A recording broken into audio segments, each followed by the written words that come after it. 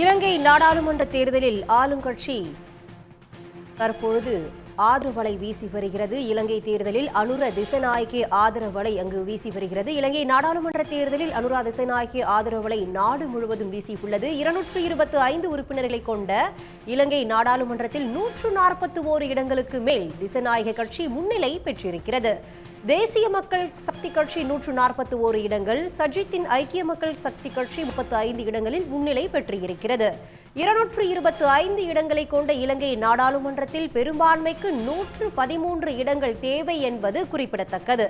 தேசிய மக்கள் சக்தி கட்சி 61.6% வாக்குகள், ஐக்கிய மக்கள் சக்தி கட்சி 17.7% வாக்குகளை பெற்றுள்ளன. 225 உறுப்பினர்களை கொண்ட இலங்கை நாடாளுமன்றத்துக்கு நேற்று தேர்தல் நடைபெற்ற நிலையில் தற்பொழுது ஆளுங்கட்சி முன்னிலை பெற்றிருக்கிறது. அண்மை செய்தி.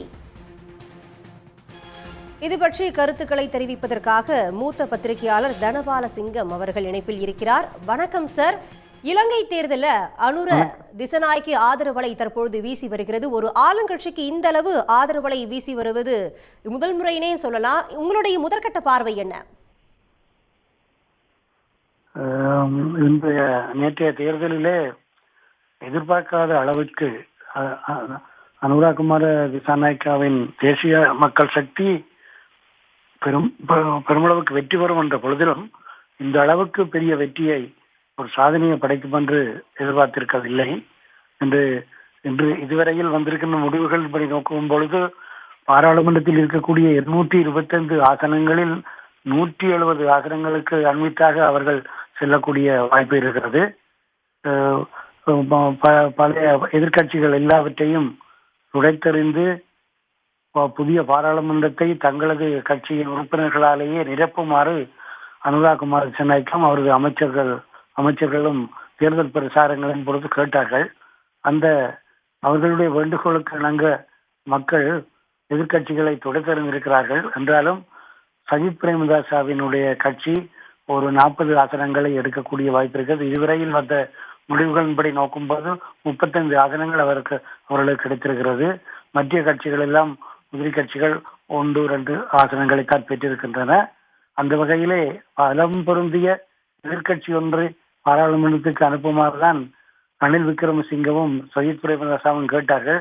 ஆனால் மக்கள் ஒரு பலமான எதிர்கட்சியை அனுப்புவதற்கு வாக்களிக்கவில்லை. அவர்கள் பலமான ஒரு அரசாங்கத்தையே வாக்களித்திருக்கிறார்கள்.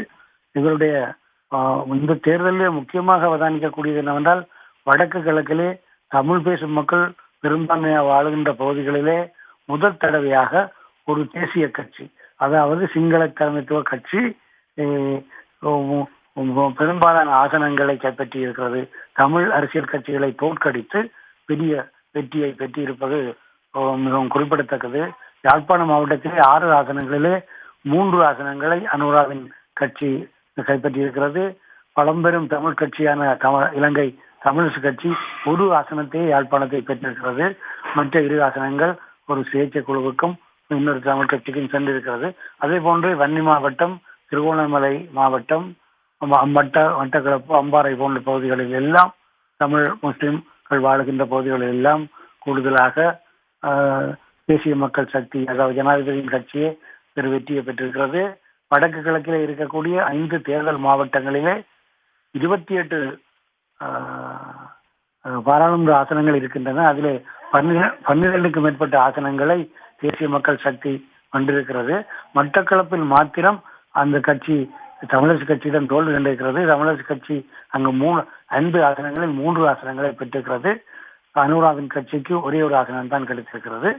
அது ஒரு பெரிய தோல்வியா என்று பார்க்க முடியாது. ஏனென்றால் மொத்தமாக வடக்கு கிழக்கிலே வரலாற்றில் முன்னொரு இல்லாத அளவுக்கு அந்த பிராந்திய கட்சிகள் தமிழ் மக்களை பிரதித்துவப்படுத்துகிற முஸ்லிம்களை தமிழ் பேசும் மக்களை பிரதித்துவப்படுத்துகிற கட்சிகள் பெரிய தோல்வியை கண்டிருக்கின்றன. இது அந்த கட்சிகள் தங்களுடைய கடந்த காலத்தை திரும்பி பார்த்து தங்களை திருத்திக் கொள்வதற்கான ஒரு வாய்ப்பை கொடுக்குமானால் இது நீண்ட காலத்துக்கு அந்த பாதிப்பு இருக்க போகிற கட்சிகளுக்கு. ஏனென்றால் அவர்கள் எதிர்பார்க்காத தோல்வி. உள்நாட்டு போரின் முடிவுக்கு பிறகு தமிழ் மக்களுடைய போராட்டத்தை ஒரு நடைமுறை சாத்தியான முறையில் எவ்வாறு முன்னெடுப்பது என்பதை பற்றி ஒரு தெளிவில்லாமல் வெறுமனே சுலோகங்களை, உணர்ச்சி வசமான சுலோகங்களை அடிப்படையாக கொண்டு செய்த அரசியலின் விளைவை இன்று தமிழ் கட்சிகள் தேர்தலில் சந்தித்திருக்கின்றன. மற்றும்படி மலையகத்திலே தமிழ் கட்சிகள் பிரதானமாக இந்திய வம்சாவளி தோட்ட தொழிலாளர்களை பிரதிநிதித்துவப்படுத்துகிற கட்சிகளிலே பழம்பெரும் கட்சியான இலங்கை தொழிலாளர் காங்கிரஸ் ஒரே ஒரு ஆசனத்தை மாத்திரம் நுவர்லியா, அவர்களது தள பிரதேசமான நுவர்லியாவில் ஒரே ஒரு ஆசனத்தை மாத்திரம் பெற்றுகிறது. அதுவும் அந்த கட்சி ரணில் விக்ரமசிங்கவின் ஐக்கிய தேசிய கட்சியின் யானை சின்னத்தில் தான் போட்டியிட்டது. மற்ற இரு மலையக கட்சிகள் 2 ஆசனங்களை பெற்றிருக்கின்றன. அந்த வகையில் பார்க்கும் பொழுது கடந்த பாராளுமன்ற தேர்தலுடன் ஒப்பிடும் போது அந்த மலையக கட்சிகளுக்கு கூட இது பெரிய பின்னடைவாக போயிருக்கிறது. இது கிட்டத்தட்ட ஒரு அனுரானுடைய வெற்றி. அனுரா குமார சேனாயக்கா ஜனாதிபதி தேர்தலிலே 42% வாக்குகளை பெற்றார். நேரடியாக தெரிவு செய்யப்படுவதற்கு தேவையான 50% வாக்குகளை அவர் பெற்றிருக்கவில்லை. ஆனால் இந்த பாராளுமன்ற தேர்தலில் முற்றுமுழுதாக அவரது கட்சிக்கு ஆதரவு தெரிவித்து அவருக்கு அந்த 42% வாக்குகளை விட்ட குறையை இதிலே நிவர்த்தி செய்திருப்பது போன்று நம்ம நாடு பூராவும் உள்ள மக்கள் நடந்து கொண்டிருக்கிறார்கள் தங்களது வாக்களிப்பின் மூலமாக. இது ஒரு பெரிய அலை. இவ்வாறான ஒரு வெற்றியை பாராளுமன்ற தேர்தலில் இலங்கை வரலாற்றிலே 1977 AR ஜீவத்நாத் தலைமையிலான ஐக்கிய தேசிய கட்சி மாத்திரமே பெற்றிருந்தது. அவர்கள் அப்பொழுது இந்த தொகுதி அடிப்படையிலான தேர்தல் முறை தற்போது உள்ளதை போன்று விகிதாசார தேர்தல் முறை அல்ல. அதிலே 168 தொகுதிகளிலே அவர் 144 தொகுதிகளை வந்திருத்தார்கள். அந்த வெற்றிக்கு பிறகு ஒரு மகத்தான வெற்றியை, வரலாறு காணாத வெற்றியை தேசிய மக்கள் சக்தி தான் பெற்றிருக்கிறது அனுராவின் தலைமையில். அதுவும் ஒரு இடதுசாரி கட்சி இலங்கையிலே இந்த அளவு பெரிய வெற்றியை பெற்றிருப்பது ஒரு வரலாற்று சாதனை, முன்னொன்றும் இல்லாதது. தெற்காசியாவை பொறுத்தவரை ஒரு ஆயுத கிளர்ச்சியை அரசு அதிகாரத்தை கைப்பற்றுவதற்காக ஆயுத கிளர்ச்சிகளை செய்த கட்சி ஒன்று பாராளுமன்றத்தின் மூலமாக, அதுவும் மக்களின் பேராதரவுடன் வந்திருப்பது இது 2வது சந்தர்ப்பம் என்று நினைக்கிறேன். நம்ம நேபாளத்திலே பிரச்சண்டாவினுடைய மாவோயிஸ்ட் கிளர்ச்சிக்கு பிறகு அவர்கள் ஜனநாயக அரசியலுக்கு வந்து பாராளுமன்ற தேர்தலில் போட்டியிட்டு வெற்றி பெற்றார்கள். இப்பொழுதும் பிரச்சண்டா அவர்களே பிரதமராக இருக்கிறார். இது தெற்காசியாவிலே ஆயுத கிளர்ச்சியை முன்னெடுத்த வெறும் பாராளுமன்ற தேர்தலில் பெரும் வெற்றியை பெற்ற 2வது ஒரு அரசியல் சக்தியாக அனுரா குமார சேனாயக்காவின் தேசிய மக்கள் சக்தி விளங்குகிறது.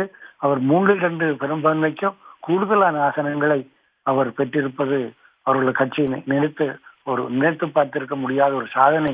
ஏனென்றால் 5 வருடங்களுக்கு முன்னர் நடைபெற்ற தேர்தலிலே வெறுமனே 3 ஆசனங்களுடன், அதாவது 3% வாக்குகளுடன் வந்தவர்கள் இன்று மாபெரும் வெற்றியை மத்திய கட்சிகள் எல்லாம் திகைத்து போய் நிற்கிற அளவுக்கு ஒரு வெற்றியை பெற்றிருக்கிறது என்பது குறிப்பிடத்தக்கது. உடனுக்குடன் செய்திகளை தெரிந்து கொள்ள சன் நியூஸ் பெல் ஐகானை கிளிக் பண்ணுங்க.